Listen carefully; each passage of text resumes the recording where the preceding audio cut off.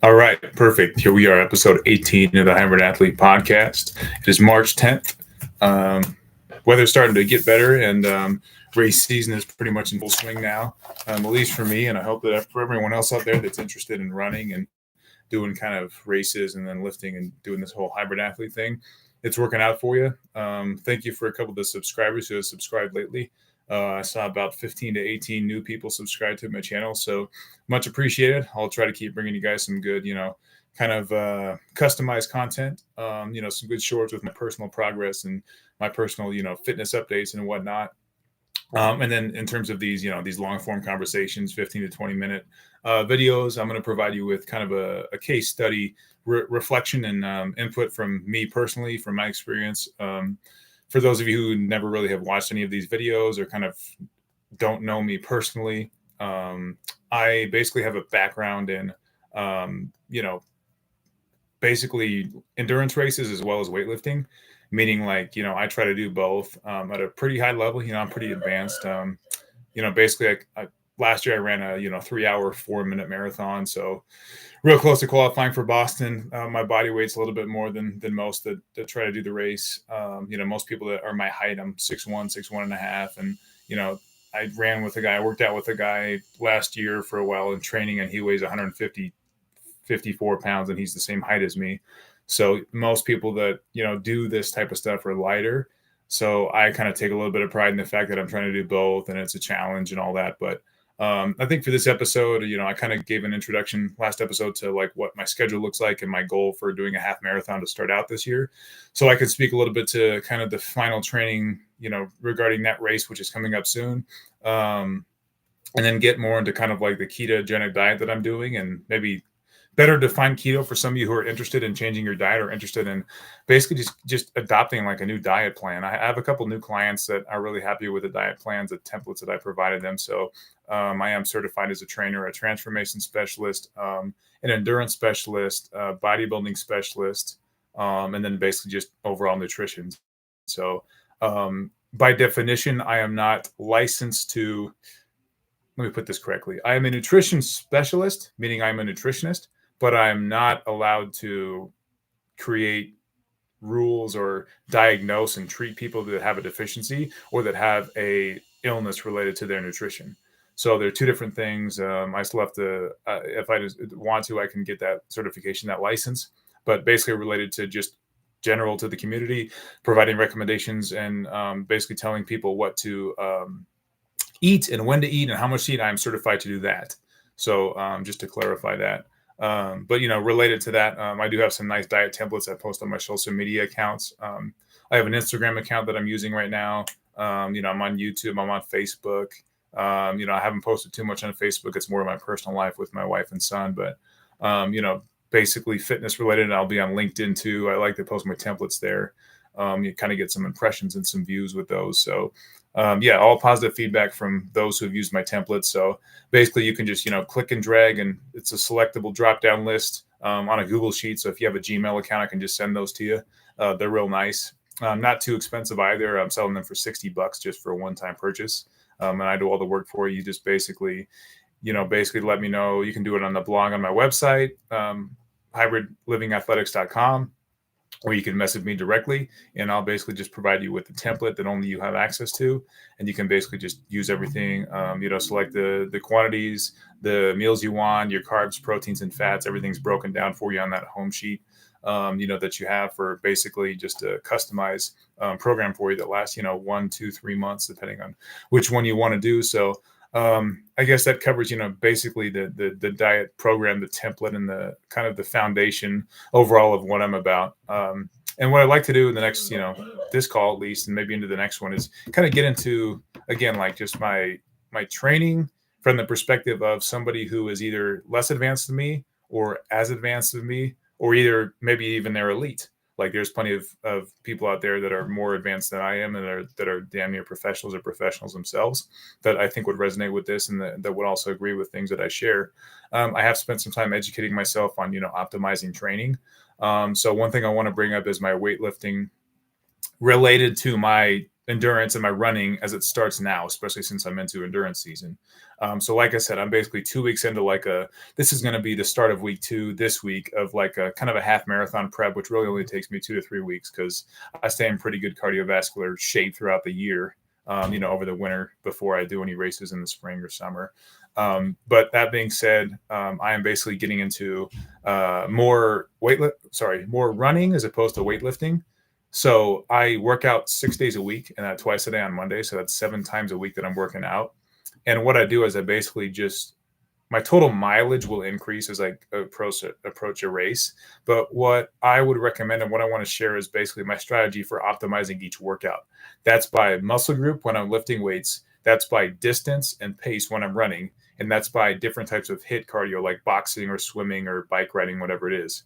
So I utilize all of these tools, I guess you could call them, when I'm working out to basically optimize my training, try to get myself to feel as good as possible going into a workout, but get the most out of myself, exert myself the most without burning out, and also with basically correlating my nutrition with that process. And I mentioned keto earlier, so I'll get to that at the end of this video. But what I want to talk about now is basically Monday through Saturday. What does that look like, and how you, maybe as somebody who's less advanced than me, like I said, maybe you're trying to just run a 5K, maybe you just want to get in better shape and lose weight, but you like lifting and running at the same time. This video is for you, and this is really going to break down kind of what I've studied and learned over the last couple of years trying to do this. So let me start with Monday. So basically, Monday is a 6-mile run in the morning, and then I work out either back or chest. So I like to do a larger muscle group first day of the week when I work out.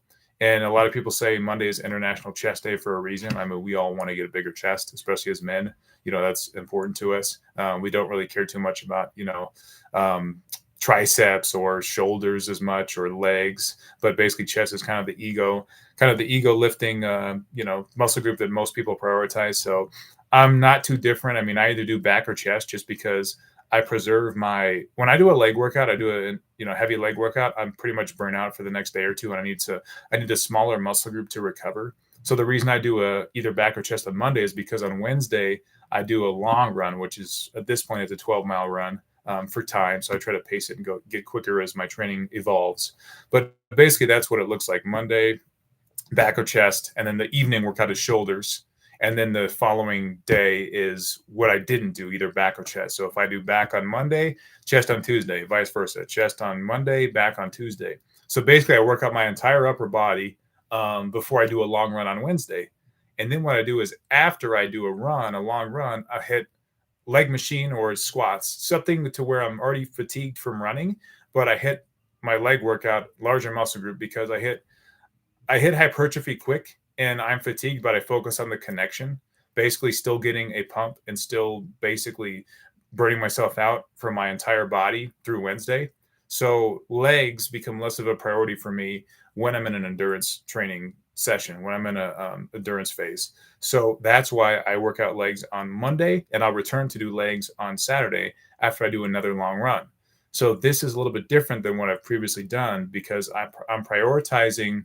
I'm not doing one heavy ass leg workout to basically burn myself out for 2 to 3 days. Guys that work out legs hard know if you're intermediate or advanced and you have a heavy leg workout, you're going to be sore for the next 3 or 4 days at least.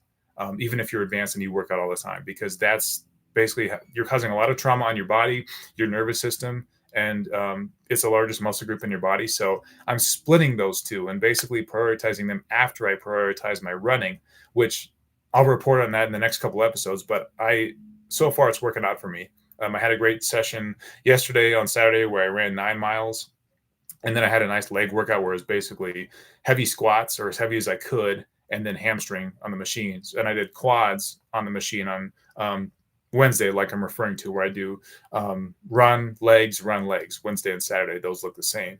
So the days in between is where I kind of am flexible. So for everyone following, right, so far we've established Monday and Tuesday, entire upper body. Wednesday is a long run with lower body. Thursday is basically going to be a HIIT session. So it's either going to be boxing or it's going to be a barbell complex, like a CrossFit style workout. And that's kind of a fat burning, that's going to basically keep my weight kind of down because I do eat a lot, and I'll go into my diet at the end of this video.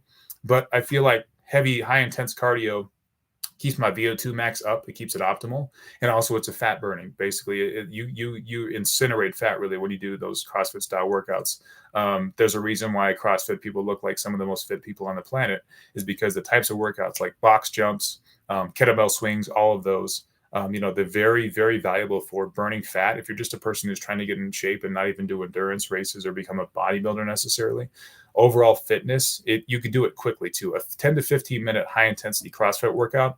Like I do a barbell workout where basically I clean press 140, 135 or 155 pounds, depending on how I feel, on a pyramid. So 10 reps, 9 reps, 8 reps, 7, 6, 5, all the way down to 1. And then I do another small muscle group. That might just be arms, included with the HIIT workout, something like that on a Thursday.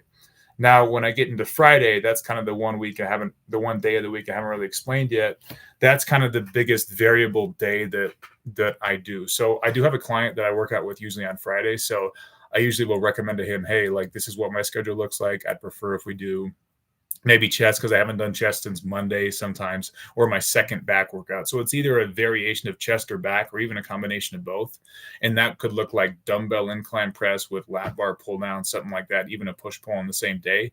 Because again, I'm not focused on building lean muscle. I'm focused on maintaining the muscle I've gained in the off season, and then utilizing basically my elevated fitness to basically work out my entire body 1.5 to 2 times a week. Take note that I've basically worked out my legs twice, even though they're like half-size workouts because they're after a long run. But I've also worked out shoulders on Monday. I can go back to shoulders on Friday too, or even throw in shoulders on a Saturday after my run and do leg machine work. So basically everything is hit at least once and hopefully twice. So it's a lot. I mean, it's a lot that's going on because I'm working out 6 days a week. I'm training for a long race. And last thing I'll mention in this video is, what does a diet look like? And for me, I stumbled upon, I think, what is going to really elevate my game a little bit, because I made progress from 2022 to 2023 in terms of my marathon time by like 2.5 minutes or something. And that's good, but my weight increased by 3 to 4 pounds because I put on more muscle, and I felt like I was still pretty lean. But what I'm noticing is that, and what I noticed last year is that from 2023 to 2024, I am heavier going in, but my body composition is leaner. And I like to post those 15-second shorts on my channel to basically show anyone who follows me, look, like this is how I look now at this date, at this body weight compared to previously. So I've posted some of those where I'm very lean. Like I pretty much have a 6-pack, like in July on keto. And then in the off season, I weigh like 15 to 18 pounds heavier. And, I got some, obviously my body fat is above 10%, probably 11, 12, almost 13% sometimes. I weigh 195, 196 pounds. But this iteration of that has basically shown me that when I was on keto, I was able to become fat adapted, which is the essential component of keto. It's the primary principle of it. And then I was able to basically push myself through cardio sessions. I still had a lighter weight, but I discovered that I wasn't quite as fatigued, and I wasn't quite as, the cortisol levels weren't as high because I'm not, eating high sugar, high starch, high glycemic carbohydrates all the time, like white rice, tortillas, and bread. So I was basically pulling my energy resource from like higher fat meats like boneless, skinless chicken thighs, chuck roll, which is pretty inexpensive compared to a ribeye steak. It's like less than half as expensive at most places, and it's still got the same macronutrient profile. You get your B vitamins, you get your zinc, and all that good stuff. So basically, what I discovered last year is I kind of got a taste of, if I use keto diet for a marathon, which I haven't done yet. I ran a half marathon last year in the end of summer after I'd done my Ironman, my 70.3 Ironman, my marathon and stuff, and a few other half marathons. So basically what I discovered was I was surprised at how easy that marathon was to run, that half marathon, in July, when I hadn't really done too much training since after my Ironman. So what I'm curious to discover this year in this keto diet is, how much of an improvement can I make becoming fat adapted and training the same way with even a little bit more, incrementally more intensity and overall like fitness, than overall higher fitness level in 2024? Because over time, like I've really dedicated myself to this type of exercise and this type of fitness lifestyle, for the last 3 years. So since the end of 2021, I really made a decision to, okay, every spring and summer, I'm going to do long runs, endurance races, try to do my best at those, and then take basically August through January to take 6 months of just bulking, a clean bulk. Like I don't believe in dirty bulking or cheat meals at all. But I basically eat like the same things all year for the most part, unless I'm on keto. And so, just to basically provide you with a template of my keto diet right now, breakfast for me is higher fat. It's 3 whole eggs, 10 egg whites, and then 6 to 8 pieces of bacon. So basically, that comes out to almost 100 grams of bacon, which is like 530 calories of fat and protein. So breakfast is pretty much no carbs. I might throw an avocado in, half an avocado, which is like 8 grams of carbs, I think 7 to 8 grams of carbs. But basically, I consume my carbohydrates only from green vegetables, salad dressing right now, which I'm going to switch out, and then a banana and peanut butter. But again, like peanut butter is considered keto friendly because basically it's higher fat, lower carbs. You're getting like 16 grams of fat and 7 or 8 grams of carbs in a tablespoon. So I'll have a couple tablespoons of peanut butter, 350 like dense calories, which basically is what I eat for pre-workout with my pre-workout caffeine and my beta alanine. So following me on this, so basically we're going from breakfast to a pre-workout meal, and then there's a shake in the morning too, protein shake and some coffee. So I don't really intermittent fast. I used to, but not anymore, just because I have higher calorie requirements, and I'm not really trying to burn fat. I burn fat enough just working out how I work out. But basically, looking at post-workout meal, that's where basically I get some more carbohydrates, but they're minimal right now in my keto diet. So I've done some research on it, and a lot of professionals and a lot of sources say less than 15 to 20% of your diet can be carbs on a ketogenic diet. So that's where I'm below that right now, and I'm looking to go even further below, which is more almost like on the side of the Atkins diet, to where you're basically less than 10% of your calories come from carbohydrates. So like I said, I'm basically consuming some avocados, peppers, tomatoes, spinach, green beans on a daily basis, which is like 30 grams of carbs for like 2 or 3 cups cooked.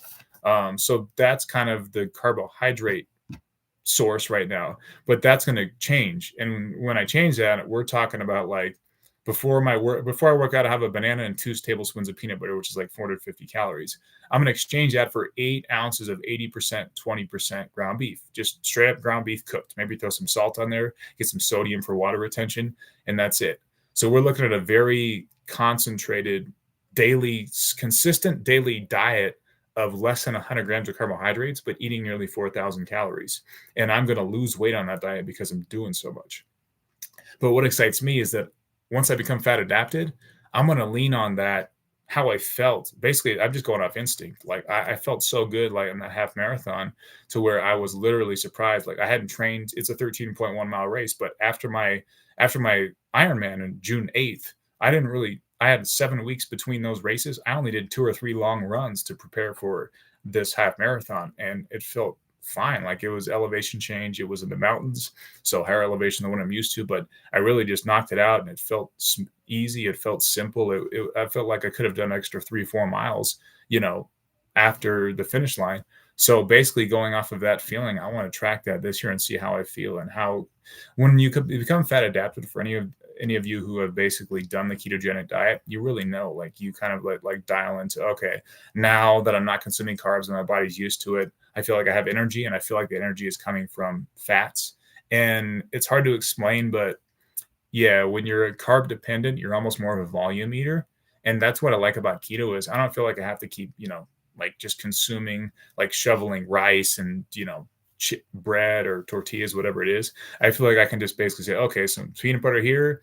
I have almond milk, for example, which is basically replaces my 2% whole milk, 2% milk or whole milk, which has, 8 to 12 grams of carbs in just 1 cup.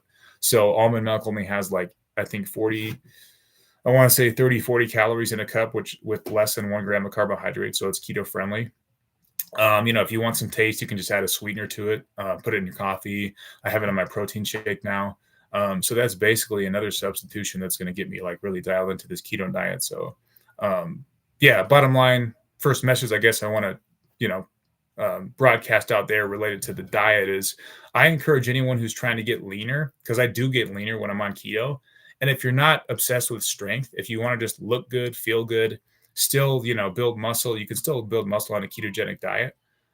That's what I would suggest, is just trying it for a while. Give it 4 to 6 weeks, see how you feel, see if your strength improves. As long as you're, calories in, calories out, as long as you're basically consuming enough on that template, on that ratio of basically, like I said, for me, it's going to be like 10 to 15% carbohydrates, 30 to 35% protein, and then over 50, almost upwards of 60% of fats. And those fats, where do those fats come from? Well, they come from healthy omega sources, like, it could be salmon, it can be avocados, it can be higher fat meats. Like I said, like I usually eat very lean ground beef or ground turkey. Now I'm eating 80-20 ground beef. Now I'm eating 85-15 organic ground beef. Now I'm eating ribeyes, chuck roll, sirloin steak. So that's basically what the profile looks like when it's changed from basically a paleo diet to ketogenic diet. So overall, I'm excited to start this, and I'll report, on this channel next week with kind of an update on my training, kind of the last week of my prep before my half marathon on March 24th. Then we'll turn around and do another half marathon on April 15th. And then at that point, it's going to be basically 2 to 3 more weeks of basically hard training, long running until my full marathon on May 7th, which is kind of the main event of each year for me. So much more good stuff to come. Thank you for listening. I hope this resonated with a lot of folks. And I hope that anyone who's just started following me or paying attention to my channel gets some value from it. And we can continue getting this maybe getting this out and getting some responses and getting some participation from anyone who's interested or who wants to share their experiences with me. So I encourage that definitely. And have a good week, everyone. Take care. Bye-bye.